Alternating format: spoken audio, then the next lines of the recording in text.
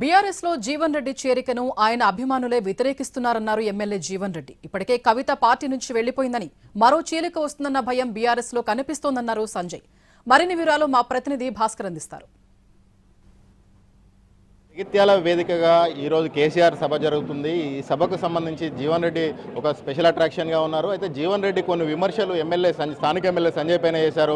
ఆ విమర్శలకు ఏమంటారు అనేది స్థానిక ఎమ్మెల్యే సంజయ్ మనతో ఉన్నారు. ఆయన అడిగి తెలుసుకుంది. జీవన్ రెడ్డి గారు మీ మీద మీరే టార్గెట్గా విమర్శలు ఎక్కువ పెట్టారు, ఏమంటారు సార్? రాజకీయ ప్రత్యర్థులు ఒకరిపైన ఒకరు కొన్నిసార్లు విమర్శలు చేసుకోవడం సహజం. కానీ ఆ విమర్శలు సద్విమర్శలుగా ఉండాలి, భాష కొంత అర్థవంతంగా ఉండాలి, సభ్యతతో ఉండాలి, ఫ్యాక్షన్ నాయకులు మాట్లాడేటట్టు ఉండొద్దు. సో వారు ఏ విమర్శ చేసినా దానికి జవాబు ఇవ్వడానికి సిద్ధంగా ఉంటుంది. ఇప్పుడు ఒక్కటి, మీరు కాంగ్రెస్ పార్టీలోకి రావడం వల్లనే నేను బయటకు వెళ్ళానని చెప్పేసి జీవన్ రెడ్డి చెప్తున్నారు, అదే కారణమా? చాలామంది చాలా రకాలు మాట్లాడుతూ ఉంటారు. నేను టీఆర్ఎస్ పార్టీలకు రాగానే రాజశేఖర్ గౌడ్ గారు, రమణారావు గారు లాంటి వాళ్ళు, ఇంకెంతోమంది ఉద్యమకారులు బయటకు వెళ్ళిపోయినరా? వారికి ఫైనాన్స్ కమిషన్ చైర్మన్ రాలేదా రాజశేఖర్ గౌడ్ గారికి? ఎల్ రమణ గారు టీఆర్ఎస్లోకి వస్తే నేను బయటకు వెళ్ళినా వారికి ఎమ్మెల్సీ పదవి రాలేదా? మంచి గౌరవించుకున్నాం. అంటే ఇక్కడ గౌరవం దక్కలేదు. 20 నెలలు నేను ఎమ్మెల్సీగా ఉన్నాను, ఎమ్మెల్సీగా గౌరవం దక్కలేదు అని చెప్పేసి జీవన్ రెడ్డి అంటున్నారు. వారు ప్రతిపక్ష హోదాలో కౌన్సిల్లో ప్రతిసారి మాట్లాడే అవకాశం వచ్చింది. వారి ఇంటికి పిసిసి ప్రెసిడెంట్, ఏఐసిసి నేతలు వచ్చిన ప్రతి మంత్రి వారి ఇంటికి వెళ్ళి కలిసి వచ్చారు. పొంగులేటి శ్రీనివాసరెడ్డి గారు మీరు రాగానే కౌగలించుకుంటే వారే దూరం కొట్టారు. మా మంత్రి గారు లక్ష్మణ్ కుమార్ గారు వచ్చినాడాలు అక్కడికి వెళ్తారు. దామోదర్ రాజనరసింహ గారు వస్తే వారింటికి వెళ్ళినారు. ఎవరు అవమానించారండి? ఇంతకంటే గౌరవం. కీలకమైన వ్యాఖ్య చేశారు. మీరు రేవంత్ రెడ్డి చేతిలో ఒక అస్త్రంగా ఉన్నారు, సంజయ్ రేవంత్ రెడ్డి చేతిలో ఒక అస్త్రంగా ఉన్నారు, ఆయన అధిష్టానం మీద మిమ్మల్ని ప్రయోగించాడని చెప్పేసి ఒక తీవ్రమైన ఆరోపణ చేశారు. ముఠా కడుతున్నారని చెప్పి రేవంత్ రెడ్డి గారు కాంగ్రెస్ పార్టీ, ఈరోజు కాంగ్రెస్ ప్రభుత్వం తెచ్చిన వ్యక్తి. నిజంగా చెప్పాలంటే అధిష్టానం కావచ్చు, మెజారిటీ శ్రేణులు వారిని యాక్సెప్ట్ చేసింది కాబట్టి వారు పిసిసి అధ్యక్షులైనారు. ఈరోజు ప్రభుత్వం వచ్చింది. ప్రభుత్వం వచ్చిన తర్వాత ఈ ప్రాంత అభివృద్ధి చేసుకుంటాం. ముఖ్యంగా జీవన్ రెడ్డి గారికి ప్రత్యేకమైన వారికి ముఖ్యమంత్రి సహాయ నిధికి అప్లికేషన్ పెట్టడానికి ఓడిపోయే వారికి ఎవరికి ఇవ్వండి కూడా ఆప్షన్ ఇచ్చారు. ఎక్కడ వారిని తక్కువ చేసినట్టండి?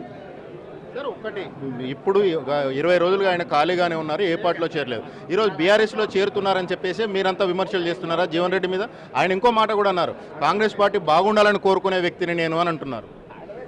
కాంగ్రెస్ పార్టీ బాగుండాలని కోరుకునే వ్యక్తి అయితే పెద్దలు చువ్వాడి చొక్కారావు గారు 96లో నామినేషన్ పోతే జగిత్యాల నుండి ఒక వ్యక్తిని వెళ్ళనివ్వకుండా, వారు వెళ్లకుండా ఓటమికి కారణమైన వ్యక్తి కాదా అని చెప్పి ఈ జిల్లాలోని సీనియర్ కాంగ్రెస్ నాయకులందరికీ ఈ ప్రశ్న కూడా చెప్తా ఉన్నా. మీరేమో ఫిక్స్ అయ్యారని చెప్తున్నారు, ఆయన బీఆర్ఎస్తో టచ్లో ఉన్నారు, ఆయన ఫిక్స్ అయ్యారు, అందుకనే చంద్రశేఖర్ గౌడ్ ఓడించి జీవన్ రెడ్డిని ఎమ్మెల్సీ చేశారని మీరు అంటున్నారు. కానీ మీ ఊర్లోనే కవితకు మెజార్టీ రాలేదు, ఎంపీగా నిలబడ్డప్పుడు ఈయన ఫిక్స్ అయ్యాడా, నేను ఫిక్స్ అయ్యాను? అత్యంత తప్పుడు సమాచారం. 70% ఓట్లు వచ్చిన ఏకైక గ్రామం కవితమ్మకు 2018లో అంతర్గామ గ్రామం. అందులో ఎలాంటి తేడా ఉన్నా నేను దేనికైనా సిద్ధం.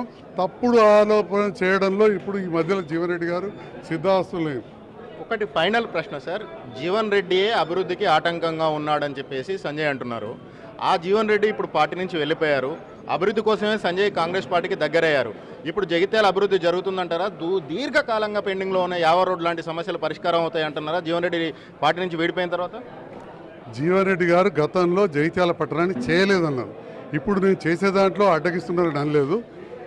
ఒకటి. రెండవది, ఖచ్చితంగా యావర్ రోడ్ అనేది విస్తరిస్తాం. ముఖ్యమంత్రి గారితో మాట తీసుకున్నాం.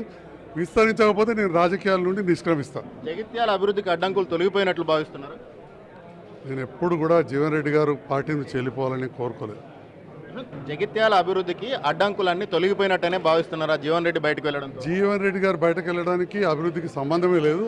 వారు ఇందులో ఉన్నప్పుడే చొప్పదండి కేంద్రంగా గౌరవ ముఖ్యమంత్రి గారు అనౌన్స్ చేశారు. వారు ఇందులో కాంగ్రెస్లో ఉన్నా కానీ అభివృద్ధి జరిగేది.